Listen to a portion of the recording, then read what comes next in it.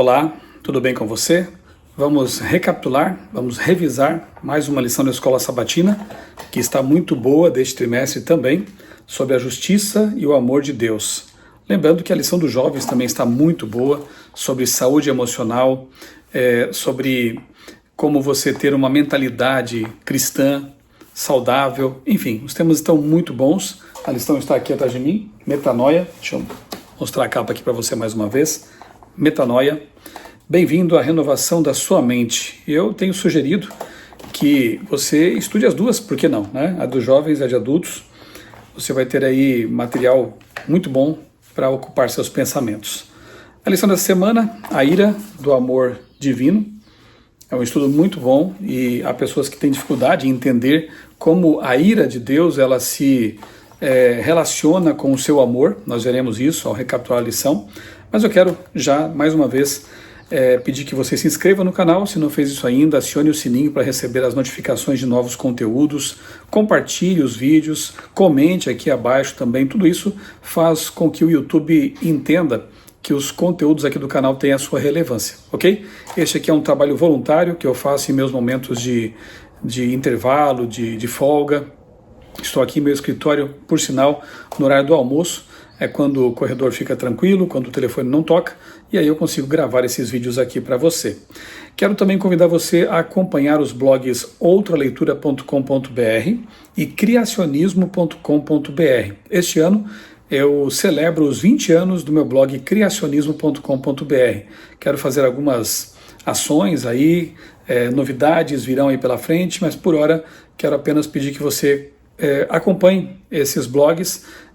Geralmente eu faço aí uma vez por semana, né? Quando possível, aquele quadro Notícias da Semana, e ali eu comento os posts desses dois blogs. Então fica aqui meu convite para você acompanhar também esses blogs aí. As minhas redes sociais, @criacionismo lá no X, @Michelson Borges no Instagram, @PR Michelson Borges no Facebook. Então convido você também a acompanhar essas redes sociais. Ali eu compartilho também materiais do Revaz por Sua Palavra. Todos os dias eu escrevo e compartilho um texto, um resumo do capítulo, e assim a gente se alimenta, né? Todos os dias com conteúdos edificantes, tá bom? Vamos lá? A ira do amor divino. No fim deste vídeo também, né, fica ali o cartaz. Faltam só 4 vagas para participar daquela viagem lá para os Estados Unidos, em que eu serei o convidado, né, o pastor convidado, pregador. Nós vamos visitar lugares que têm a ver com criacionismo e também com a história da igreja. No fim do vídeo, você tem o cartaz ali com o contato, tá bom? Da agência que está organizando isso. A ira do amor divino. Olha só a ilustração do André aqui nesta semana. Você vê ali o coração, que nós já entendemos, ele está usando para expressar Deus, né, o coração de Deus, o amor de Deus. O lado daqueles que escolheram o caminho do bem, que aceitaram Jesus como Salvador, iluminado, brilhante, e o lado do mal, ali o coração está com uma chama, né, uma labareda de fogo, ou seja, Deus reage. Deus não é um Deus de pedra, frio, impassível, né, um Deus que não reage. Aqui nós vemos Deus reagindo ao mal, sim, e Deus reage ao mal porque Ele nos ama. Ele sabe que o pecado nos traz sofrimento, Ele sabe que a maldade nos traz dor, e por isso, como um Deus que ama, Ele reage contra todo o mal. E finalmente, no fim da história, nós vamos ver, no fim do milênio, né, nós vamos ver Deus, como diz o profeta Isaías, realizando a sua obra estranha, ou seja, vai destruir todos aqueles que se agarraram ao pecado e não quiseram saber da graça divina, do plano de salvação de Deus, do resgate. E assim, a sua bondade vai eliminar todo o mal do universo, ele será purificado e os salvos viverão num mundo de paz, de alegria, de justiça para todo sempre.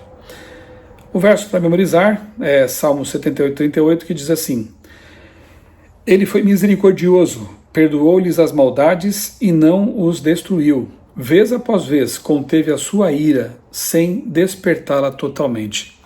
E ainda assim nós vemos um Deus na Bíblia que se refreia, que mistura a sua graça com a sua ira. É uma ira que para nós é incompreensível, assim como o amor de Deus também para nós é incompreensível, porque o nosso amor ele é maculado pelo pecado, pelo egoísmo. O de Deus é puro, ele é perfeito, ele é o amor apesar de, não por causa de, o amor se, é o amor incondicional, esse é o amor do nosso Deus. Embora a compaixão de Deus seja frequentemente reconhecida e admirada, muitos acham perturbadora a ideia de sua ira. E como eu dizia, se o amor de Deus é diferente do humano, a ira também é. A nossa ira é uma reação, muitas vezes incontrolada, impensada e pecaminosa.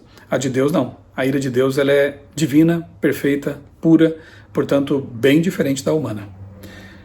Enquanto Deus, melhor dizendo, para alguns parece contraditório que um Deus de amor possa expressar ira. No entanto, essa noção é equivocada, pois a ira divina é uma manifestação direta de seu amor.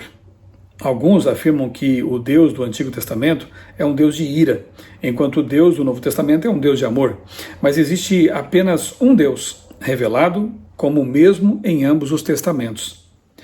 O Deus, que é amor, manifesta ira contra o mal, precisamente por causa de seu amor. O próprio Jesus expressou profunda ira contra o mal. E o Novo Testamento ensina repetidamente sobre ira justa e apropriada de Deus. A ira de Deus é, em essência, a resposta adequada de amor ao mal e à injustiça. Como eu dizia, é próprio de um Deus que ama reagir com ira quando alguma coisa fere seus filhos, quando alguma coisa traz desarmonia ao universo. Angustiado pelo mal é a lição de domingo. E aqui diz que Deus odeia o mal porque ele causa dor às suas criaturas, inclusive quando é causado por elas mesmas. Deus é repetidamente provocado à ira pelo que os estudiosos chamam de ciclo da rebelião. Que ciclo é esse? A lição traz aqui, olha só.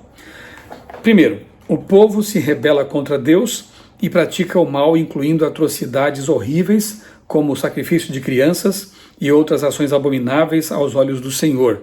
Isso, de fato, o povo de Deus ali praticou lá no passado. Deus se afasta em resposta às escolhas do próprio povo. Deus é um gentleman, ele é, digamos, educado a ponto de saber que não adianta forçar uma situação e quando não o querem ele se afasta, gentilmente. 3. O povo é oprimido por nações estrangeiras. 4. Ele clama a Deus por libertação. 5. Em sua graça, Deus concede libertação ao povo. 6. O povo volta a se rebelar contra Deus, às vezes errando de uma forma ainda mais gritante. 7. Diante desse ciclo de maldade e infidelidade, Deus enfrenta repetidamente a infidelidade humana, mas mantém sua fidelidade sem fim. Longanimidade inabalável, graça extraordinária e profunda compaixão.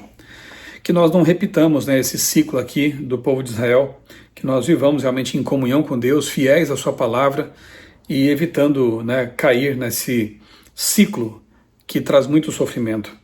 O texto para domingo é Salmo 78, e eu quero indicar para você aqui um texto que está lá no meu blog, outraleitura.com.br. Você coloca no buscador ali do blog outraleitura.com.br o título Um Deus Sanguinário. É um artigo que eu escrevi alguns anos atrás e eu julgo que pode servir de complemento para o estudo da lição dessa semana. Como entender os momentos em que Deus interveio de forma drástica na história de nações, de pessoas, como entender, por exemplo, o fato de que os cananeus ali da terra de Canaã foram destruídos pelo povo de Israel, momentos em que o juízo de Deus caiu sobre Sodoma e Gomorra, por exemplo, Jericó, mas também momentos de graça, se nós lembrarmos, por exemplo, de Nínive, que foi poupada, de Raabe, que vivia em Jericó e foi poupada. No Novo Testamento também vemos ali Jesus atuando de forma enérgica, por exemplo, quando expulsou os vendilhões do templo. Lá em Atos Apóstolos, Ananias e Safira, que mentiram para Deus, morreram. Mas também vemos muitas ações de graça de Deus no Novo Testamento e finalmente veremos o juízo final de Deus na destruição de Satanás, seus anjos e dos ímpios que não quiseram saber do plano de Deus. Então nós vemos um Deus de graça e justiça em todas as páginas da Bíblia, desde o Gênesis ao Apocalipse. E eu recomendo a você então esse meu texto, Um Deus Sanguinário, é uma pergunta, que está lá no blog outraleitura.com.br. Você coloca no buscador o título desse artigo e você encontra lá, tá bom? Eu vou colocar aqui na descrição do vídeo também o link para facilitar para você. Na verdade, de acordo com o Salmo 78:38, que é o verso para memorizar, que nós já lemos, né? Ele foi misericordioso, perdoou-lhes as maldades e não os destruiu. Vez após vez conteve a sua ira sem despertá-la totalmente. De acordo com o Salmo 78:38, que eu acabei de reler, Deus, por ser misericordioso, perdoa a iniquidade e não destrói. Muitas vezes ele desvia a sua ira e não desperta toda a sua indignação. Tem uma perguntinha aqui no final da lição de domingo. Você já ficou indignado com o mal feito a outros? Essa emoção ajuda a entender a ira de Deus diante do mal? Tenho certeza que você já ficou indignado quando viu um adulto abusando de uma criança, quando soube de uma história assim, quando viu sequestradores maltratando pessoas inocentes, quando viu terroristas explodindo em praça e matando pessoas que não têm nada a ver com a história. Enfim, quando vemos esses relatos absurdos de mortes de inocentes, de sofrimento, de tortura, isso nos deixa indignados. E se não deixasse, seria algo muito estranho, né? Isso seria um indicador de talvez até uma psicopatia. Mas pessoas normais, pessoas que têm esse amor pelo semelhante, ficam indignadas, ficam com raiva da maldade que muitas vezes é perpetrada contra pessoas inocentes. E Deus não seria diferente disso, né? Se Deus não reagisse e não se sentisse também, não reagisse com ira a essas coisas terríveis, nós ficaríamos desconfiados do amor de Deus, não é verdade? Segunda-feira, Deus é tardio em irar-se. E a lição de segunda, ela nos faz pensar justamente em Jonas, né? Na história de Jonas. Aqui você pode ler Jonas capítulo 4, de 1 a 4, Mateus 10:8, né? Reflita sobre a reação de Jonas ao perdão de Deus aos ninivitas. O que isso nos diz sobre Jonas e sobre Deus? Lembra da história? Jonas pregou ali em Nínive, não sei se ele pregou com tanta vontade assim, porque na verdade ele queria que os ninivitas morressem mesmo. Era a capital do Império Assírio naquela época, e a Assíria oprimia Israel. A Assíria era um império terrível, matava, perseguia, né? E Deus manda seu filho, seu profeta Jonas, pregar lá, na capital dos assírios. E isso deixou Jonas tão indignado que ele tentou fugir de Deus, depois teve que voltar e finalmente pregou lá em Nínive. Curioso é que a reação da cidade, do rei, do povo, não foi a que ele esperava. Ele esperava que, uma vez tivesse pregado, sua missão estava cumprida e Deus iria destruir a cidade. Mas isso não aconteceu, porque o rei se arrependeu e ele propôs até um jejum na cidade e aquela geração foi poupada, porque depois a destruição veio a Nínive anos depois, né? Mas naquele momento, naquela geração, houve arrependimento. E Jonas ficou chateado com isso, ficou bravo com isso, porque ele queria que os ninivitas morressem. E aí a resposta de Deus, eu me lembro bem, eu tenho um sermão sobre isso, né? As corridas de Jonas, quando Jonas corre de Deus, tentando fugir, quando Deus vai em direção a Jonas e ele então corre para Deus, volta para Deus, né? Lá na barriga do peixe, ele ora, ele pede perdão, aí ele corre com Deus quando está pregando, quando está fazendo a missão que Deus queria que ele fizesse, mas chega um momento que ele quer correr na frente de Deus, querendo manipular a vontade de Deus, e assim querendo que os ninivitas morressem e fossem punidos, né? Então essas 4 corridas de Deus, a pergunta que eu faço nesse sermão é: em que momento você está na sua vida cristã? Está correndo de Deus? Está correndo para Deus, correndo com Deus ou correndo na frente de Deus? O ideal é que nós estejamos caminhando com Deus, fazendo a vontade dele. E aí Deus revela a sua misericórdia, o seu amor, dizendo: Jonas, você ficou aí chateado, né, com a plantinha que você não plantou, cresceu aí sobre você e fez sombra, e que você não viu crescer e morreu? Mas como eu deveria me sentir, levando em conta que Nínive tem mais de 100 mil habitantes e muitos animais também, Deus até inclui os animais ali, né, na conta, e que não sabem discernir nem entre a mão direita e a esquerda, pessoas pagãs, pessoas que não sabem o que você sabe. Eu não teria misericórdia deles? Deus viu aquelas pessoas nascerem, Deus as trouxe à existência, na verdade. Então Deus revela aqui nesse livro a sua misericórdia e mostra que Jonas tinha muito o que aprender. Deus, na verdade, estava aqui salvando Jonas e também os ninivitas, né? É um livro muito interessante aqui do Antigo Testamento, Jonas. Dá para ler de uma assentada só, né? Você pode pegar e dedicar uma horinha e ler o livro todo e extrair lições. Você já falhou em demonstrar misericórdia a alguém que o ofendeu? Quem nunca, né? Como podemos nos lembrar do que Deus fez por nós para então estender graça aos outros? Como fazer isso sem justificar o pecado, nem tolerar o abuso e a opressão? Delicado isso, né? O fato de perdoar não significa que nós estamos reconhecendo ou justificando o pecado feito, a maldade feita. Perdoar é realmente fazer aquilo que Deus faz conosco, né? Nós não merecemos, nós somos pecadores, mas quando pedimos perdão, Deus nos declara justos, nos declara justificados e nos concede o perdão. É assim como nós oramos, né, no Pai Nosso, né? Perdoa as nossas dívidas, assim como nós perdoamos aqueles que nos têm ofendido. Terça-feira, indignação justa. Aí nós vemos Jesus, ele ali visitando o templo e encontrando uma situação deplorável, que é de muitas igrejas hoje também, transformam a religião num comércio, vendem a salvação, vendem milagres, vendem as bênçãos de Deus, que não podem ser vendidas, obviamente. E quando chegou ali, Jesus viu o templo transformado numa casa de câmbio, um local de exploração, né? Ali estavam explorando viúvas, órfãos, pobres. Em vez de simbolizar o perdão gracioso de Deus e a purificação dos pecados, o templo e os rituais religiosos estavam sendo utilizados para enganar e oprimir as pessoas mais vulneráveis. Diante dessa atitude abominável, não seria justo que Jesus ficasse irado? Marcos apresenta outros dois exemplos de sua justa indignação. Quando trouxeram crianças a Jesus e os discípulos as repreendiam, ele indignou-se, diz o texto, e então lhes disse: deixe os pequeninos, que eles venham a mim. Deixai vir a mim os pequeninos, né? Outra ocasião, quando os fariseus aguardavam para acusar Jesus de violar o sábado, ao curar nesse dia, Jesus lhes perguntou: é lícito no sábado fazer o bem ou fazer o mal, salvar uma vida ou deixar morrer? Ele olhou em volta indignado e entristecido com a dureza de coração daquelas pessoas e então curou o homem. Nessa passagem, a ira de Cristo está associada à tristeza pela dureza de coração. Trata-se da justa indignação do amor, assim como a ira atribuída a Deus no Antigo Testamento. Como poderia o amor não se abalar diante do mal, especialmente quando o mal causa sofrimento às pessoas amadas? Que bom que nós encontramos aqui no Novo Testamento o mesmo Deus que fica indignado com a maldade, com a injustiça, com a exploração dos menos favorecidos, do pobre, da viúva.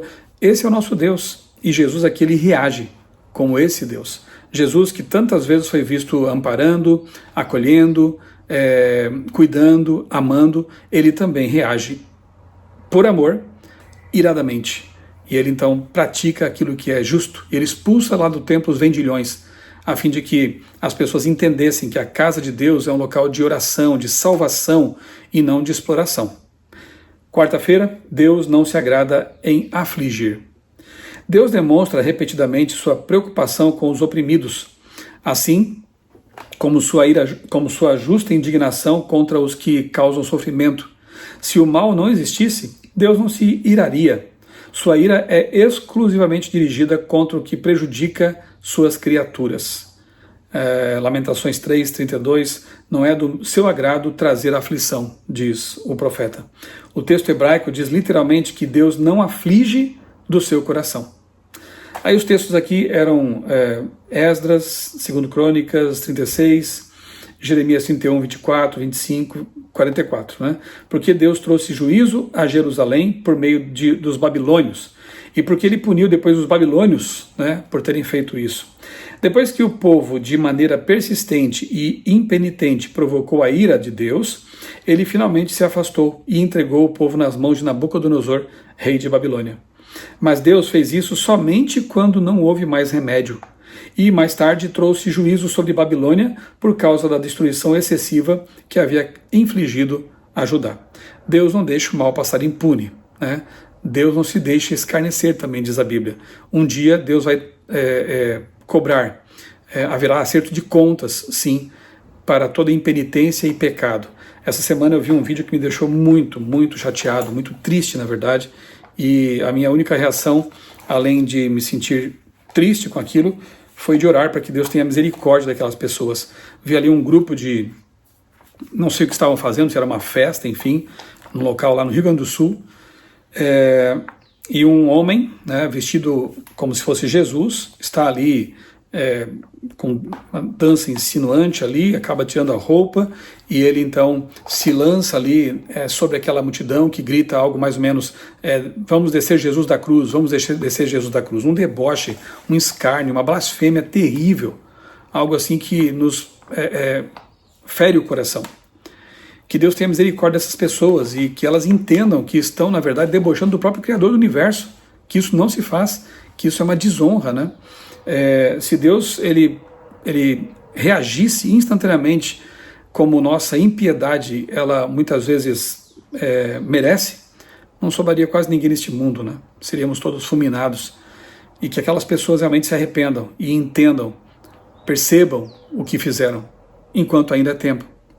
Muitos juízos descritos nas Escrituras como provenientes de Deus são explicados como situações em que ele entrega o povo aos seus inimigos. Aquilo que eu disse, né? Quando as pessoas não querem saber de Deus, ele se retira, ele se afasta. Isso aconteceu, por exemplo, no deserto, quando o povo de Israel estava caminhando para Canaã, e aí buscaram lá, foram idólatras, se afastaram de Deus, havia serpentes perigosas, venenosas ali o tempo todo, mas Deus os protegia desses inimigos, desses animais perigosos. Quando não quiseram mais saber de Deus, ele se afastou, e aí serpentes vieram para cima do povo, e muita gente foi picada ali, estava para morrer.